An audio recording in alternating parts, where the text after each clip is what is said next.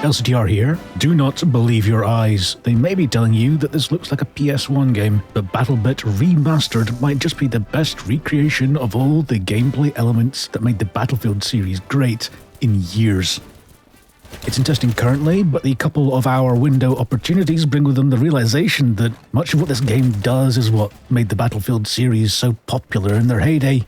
And for my sins, I seem to compare everything to my beloved PlanetSide 2, and so much of that feeling of togetherness and being part of a team in a huge fight is around in spades with Battlebit Remastered. And just before we start, please do leave a thumb or a sub if you enjoyed the video. It really helps me out a bunch, thank you so much. So let's review Battlebit's gameplay. Of course, it needs to be exemplary if the visuals aren't as much of a, say, focus as other games, but rest assured, Battlebit does so much of the basics well. The movement is crisp, there's some feeling of weight to the first-person model, the arms moving independently in the view, but there's also lots of flexibility with things like mantling objects. The weapon feedback is good, there's a decent feeling of weight. The hit and the frag visual feedback is decent, and recoil control is about what you'd expect too. Similarly, the audio and visual hit feedback is rewarding without going over the top. Of course, there's a deep level of customization for each weapon, so all manner of grips and barrels and sights can be customized and tuned for how each weapon works. There are little details too, things like down teammate dragging so that you can relocate them to a safer area. The game feels like it already has a bunch of quality of life additions. And this is all before we even talk about the combined arms gameplay. We have everything from ATVs through Humvees, APCs and main battle tanks. And in the air there's the newly added helicopters, adding that enhanced mobility, and well, they're just hilarious to be in while a rookie pilot tries to figure out which way is up. It might not be as flexible as PlanetSide 2's sandbox of near infinite vehicles, but there's plenty of choice for people who want to pilot those options, or even just jump in to move around the large battlefield.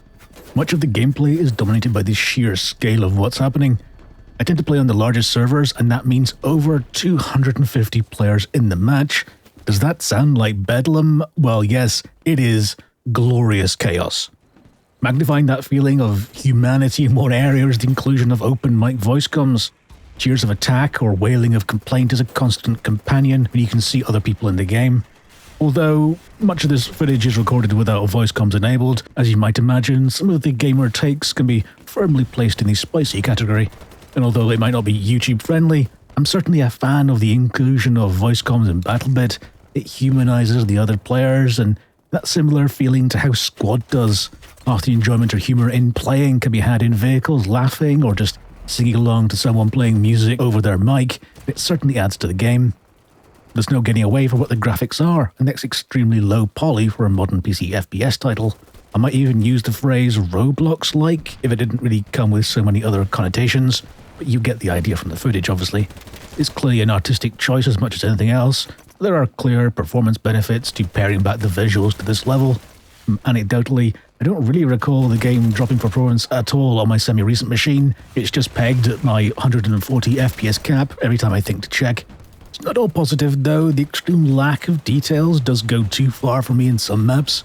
The lack of textures for the floors gives an almost disconcerting or disorientating feeling. There's no shading and no texture, so it's a completely uniform colour and you have no way to judge movement or distance from those parts of the screen. And obviously other parts of the screen are showing edges of objects, but I got a sort of, disconcerting feeling from the lack of movement when my brain expected to see some. But on other maps that use even rudimentary textures, I didn't have that issue at all. And in short, I don't mind that pared back style, but some moderate detail to help my vision track would be appreciated in the map art.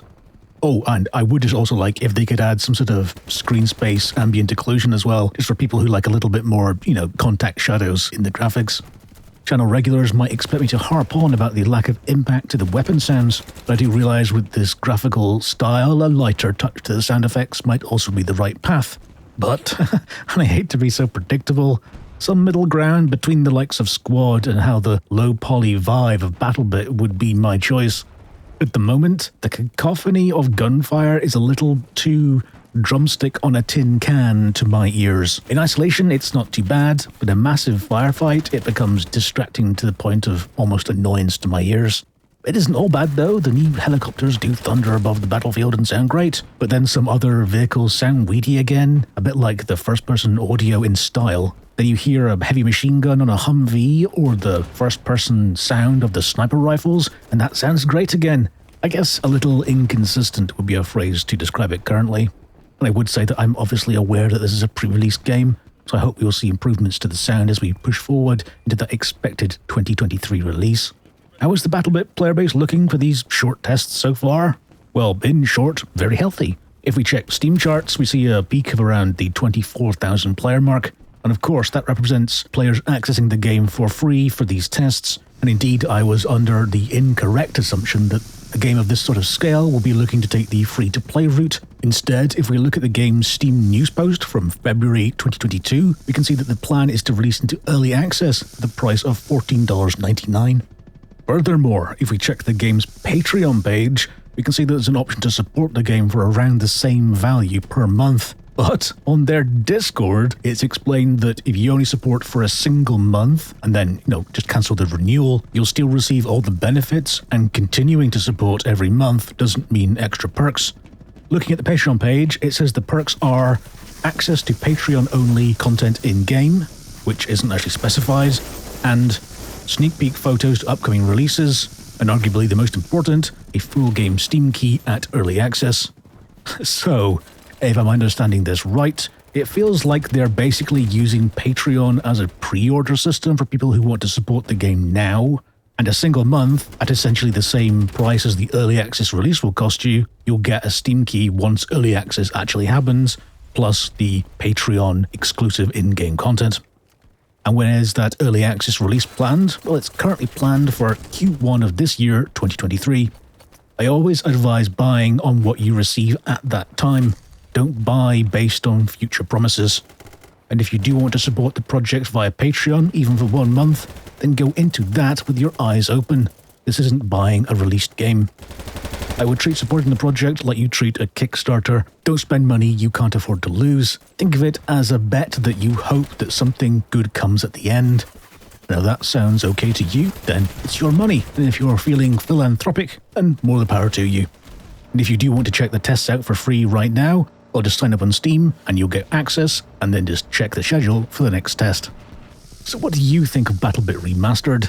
Is it the sort of thing that you'd like to try? Have you been a Patreon backer for a while? Whatever your thoughts, let me know your powerful thoughts and feelings by leaving a comment below right now. Like always, I'll be reading every single one of them. And if you did enjoy it, please do tap the subscription button and tap the bell so you know when the next video is fresh out the oven. Thank you so much for watching. I've got a number of other videos on the channel from Squad and Hell Let Loose and even some Planetside 2 if you're interested. And as for the new videos, well, I'll see you next time. Take care.